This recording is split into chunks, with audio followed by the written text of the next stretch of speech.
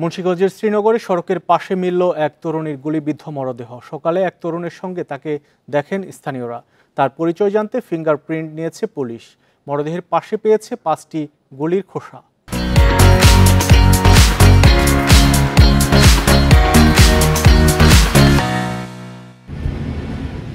শ্রীনগরের ঢাকা মাওয়া মহাসড়ক।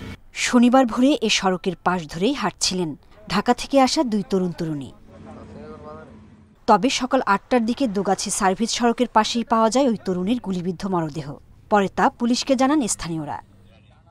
ঢাকা থেকে না কোথা থেকে আসছিল, এসে ঝগড়াঝাড়ি করছে আমাদের পদ্মা থানার কাছে।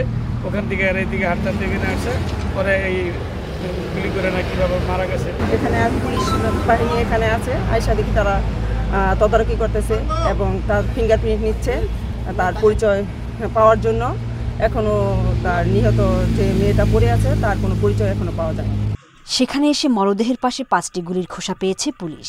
নেওয়া হয়েছে ওই তরুণীর ফিঙ্গারপ্রিন্ট। এখন সিসিটিভি ফুটেজ সংগ্রহ করে হত্যাকারী শনাক্তে কাজ করছে তারা। অন্যান্য যে তথ্যপাত্র যেগুলো রয়েছে তদন্তর স্বার্থে আমরা সেগুলো সংগ্রহ করার চেষ্টা করছি।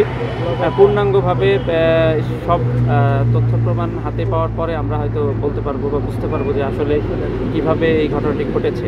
আমাদের আইনগত কার্যক্রম চলমান রয়েছে। অজ্ঞাত এই তরুণীর মরদেহ রাখা হয়েছে শ্রীনগর থানায়। পরিচয় শনাক্তে চলছে কাজ। Independent news.